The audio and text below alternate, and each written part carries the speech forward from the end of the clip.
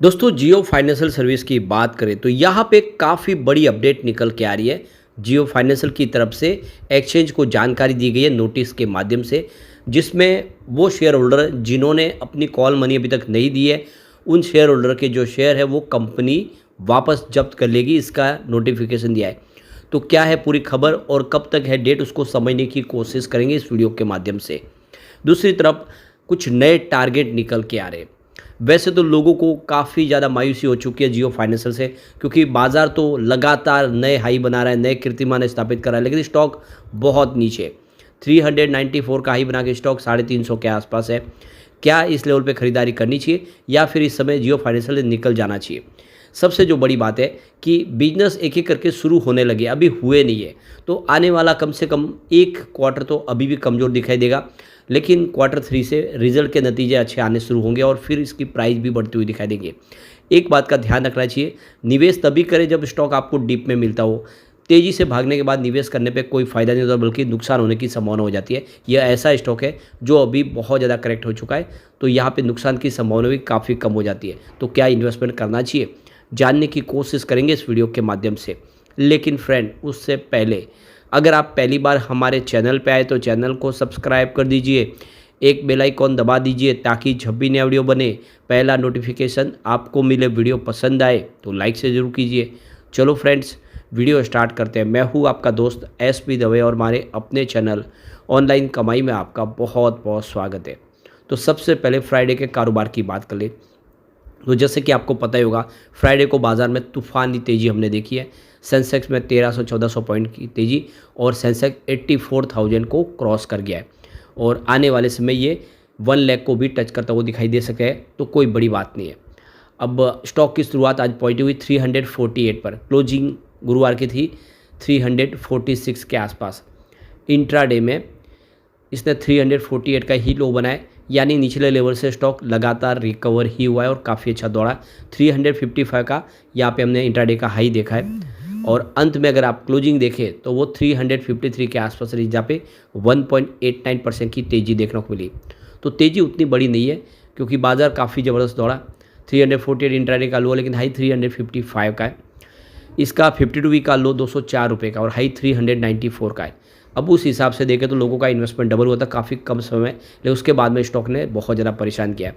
इसकी देख लो कि जो आगे की संभावना है, एक बार 400 को पार कर जाएगा तो फिर शानदार तेज़ी की संभावना बन सकती है। वैसे इसके लिए जो एक अच्छी खबर यह है कि इसका वॉल्यूम फिर से बढ़ने लगा है, यानी लोगों का रुझान स्टॉक को लेकर पॉजिटिव हुआ है। अब वॉल्यूम बढ़ने लगा है तो आप समझ सकते हो आने वाले में फिर से एक तेज़ी की संभावना भी बन सकती है। तो पिछले एक महीने पहले इसका 3 करोड़ का वॉल्यूम था, 1 करोड़ की डिलीवरी उठाई गई थी। 1 वीक पहले 2 करोड़ का वॉल्यूम हुआ था, मात्र 94 लाख का डिलीवरी बेस काम हुआ।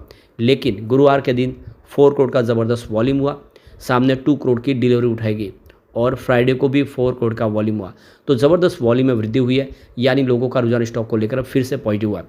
अब यहाँ पे जो बड़ी अपडेट निकल के आ रही है, जियो फाइनेंशियल सर्विस ने देखो कि पेपर के अंदर एडवर्टाइजमेंट दी है, जिसमें times of India English newspaper और महाराष्ट्र टाइम्स मराठी न्यूज़पेपर के अंदर इन्होंने शेयर होल्डर के लिए यहाँ पे नोटिस जारी किया गया है। तो देख दो कि इस न्यूज़पेपर के अंदर आप देख दो कि इक्विटी शेयर जो कंपनी के अंदर है जियो फाइनेंशियल ट्रस्ट के, वो कैंसिल हो जाएंगे अगर वो समय पे जो उनका कॉल मनी बाकी है उसको उन्होंने पे नहीं किया है। तो कंपनी की तरफ से देखें तो 10 रुपये की फेस वैल्यू के जियो फाइनेंशियल सर्विस लिमिटेड ट्रस्ट के इक्विटी शेयर जारी किए गए थे शेयर होल्डर को, और जो पार्टली पेड इक्विटी शेयर के बदले में इनको रिलायंस की तरफ से जो शेयर थे वो जारी किए गए थे। स्कीम थी जो देख सकते हो कि स्कीम ऑफ अरेंजमेंट के तहत, तो NCLT के जो रूल्स के तहत यहाँ पे शेयर होल्डर को शेयर जारी किए गए थे। तो यहाँ पे अब जो कहा गया है नोटिस के माध्यम से कि उन्हीं शेयर होल्डर को वो शेयर जारी किए जाएंगे फुली पेड इक्विटी शेयर जियो फाइनेंशियल सर्विस के, जो यहाँ पे जो पेमेंट उनका बकाया है वो चुका देंगे। अगर उन्होंने कॉल मनी पार्टली पेमेंट की जो बाकी है वो नहीं चुकाई तो फिर उनको शेयर नहीं मिलेंगे। तो अब यहाँ पे डेट आ चुका है, उस डेट के पहले पहले जो भी उनका कॉल मनी बाकी है उसको समय पे चुकाना होगा।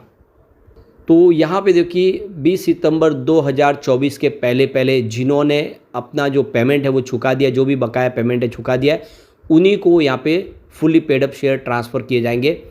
अगर जिन्होंने 20 सितंबर के पहले नहीं पैसा दिया है तो उनके लिए यहाँ पे प्रॉब्लम हो जाएगी। तो इस स्कीम के तहत जो फुली पेड इक्विटी शेयर है जियो फाइनेंशियल सर्विस लिमिटेड के, वो ट्रस्ट के अंदर जो है वो ऑटोमेटिकली कैंसिल हो जाएंगे अगर उन्होंने जो पार्टली पेमेंट जो पेड करना था वो नहीं किया तो अब जैसे कि डेट निकल चुकी है, जिन्होंने जिन्होंने अपनी जो पार्टली पेमेंट के लिए जो इक्विटी जो रकम थी वो चुका दी, उन्हीं को अब वो पूरे फुली पेड अप शेयर मिल पाएंगे। तो इस योजना के तहत ट्रस्ट द्वारा धारित जेएसएफएल की पूरी तरह से भुगतान किए गए इक्विटी शेयर आरआईएल के आंशिक रूप से भुगतान किए गए इक्विटी शेयरों को जब्त करने की तारीख से अगर निकल जाती है तो वो ऑटोमेटिक रूप से वो रद्द कर दिए जाएंगे और जियो फाइनेंशियल सर्विस के वो शेयरों की पूंजी है उनकी कम हो जाएगी। इसका मतलब यह है कि यदि आरआईएल के आंशिक रूप से भुगतान किए गए इक्विटी शेयरों को जब्त कर लिया जाता है तो आरआईएल के आंशिक रूप से भुगतान किए गए इक्विटी शेयरों के धारकों को जियो फाइनेंशियल सर्विस के पूर्ण इक्विटी वाले शेयर प्राप्त नहीं होंगे। उनको जो आंशिक रूप से पहले ही वो शेयर रिजेक्ट करने के मतलब यह है कि जियो फाइनेंशियल सर्विस के शेयर उनको प्राप्त नहीं होंगे। तो यहाँ पे उन शेयर धारकों के लिए जिन्होंने अभी तक समझो पेमेंट नहीं किया, वो रह गए हैं, तो उनके लिए टोल फ्री नंबर दिया गया है, उस पर उनको कॉन्टैक्ट करना है और लैंडलाइन नंबर भी है। तो इन नंबर पे आप संपर्क कर सकते हैं और वहाँ पे अपना जो भी है जवाब दे सकते हैं किस वजह से वो रह गए, क्योंकि अगर वो उन्होंने आगे कार्रवाई नहीं की तो वो शेयर नहीं मिल पाएंगे। जो रकम भी है उनकी जाएगी जिन्होंने ऑलरेडी आंशिक रूप से भुगतान किया हुआ है रिलायंस के शेयरों में। तो इसकी जानकारी एक्सचेंज को दे दी गई है।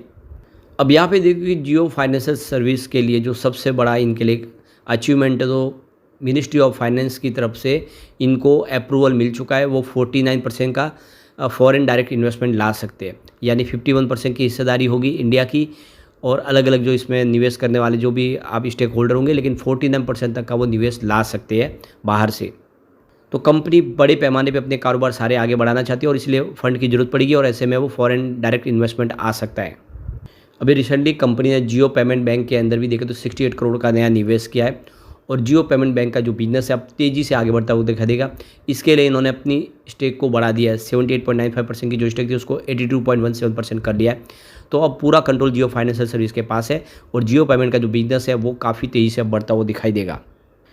कंपनी ने एक ऐप के माध्यम से सारी बैंकिंग सेवाएं देने का यहाँ पे भरोसा जताया है लोगों को और जिसकी वजह से आने वाले समय कस्टमर बेस बढ़ता हुआ दिखाई देगा।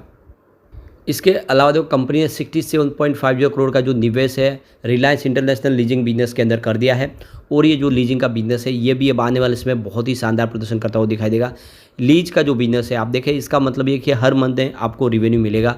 कंपनी हर महीने उन लीज के बिजनेस के माध्यम से रिवेन्यू जनरेट कर पाएगी और ये बिजनेस आने वाले समय काफ़ी बेहतर कर सकता है।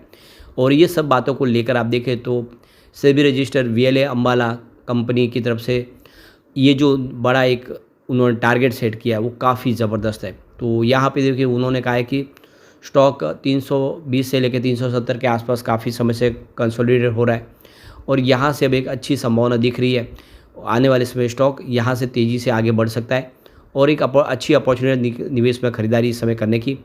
उनका कहना है कि 340 से 355 के आसपास एंट्री पॉइंट है, यहाँ पे निवेश करें और जो टारगेट होंगे वो पहला टारगेट 385 का और सेकंड टारगेट 500 तक ज़्यादा वो दिखाई दे सकता है।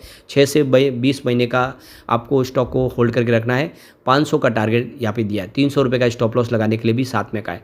तो बिल्कुल VLA अम्बाला के हिसाब से 500 का टारगेट यहाँ पे आता हुआ दिखाई देगा और निवेश की सलाह दी है। तो काफ़ी अच्छी बात है। सबसे जो बड़ी बात है कि कंपनी की तरफ से देखें तो अभी जो बड़े फैसले लिए गए जिसमें कंपनी ने अभी आप देखें रिसेंटली इन्होंने होम लोन शुरू करने की यहाँ पे अनाउंसमेंट किया कि जल्दी होम लोन की सेवाएं शुरू हो जाएगी। इसके अलावा इन्होंने सैंड बॉक्स शुरू किया। ये जो साउंड बॉक्स के माध्यम से जो आप देखें तो ये पेटीएम जैसे बॉक्स है वो हर दुकानदार के यहाँ पे लगेंगे।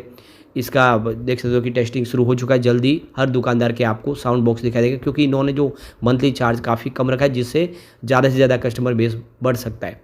और कंज्यूमर ड्यूरेबल प्रोडक्ट भी इन्होंने काफ़ी ज़्यादा लॉन्च कर दी है। तो ये समझ लीजिए कि ये बिज़नेस अब शुरू होने लगे। ये आने वाले समय काफ़ी तेज़ी से इसके बिजनेस से बढ़ेगा तो साथ में प्राइस भी बढ़ पाएगी।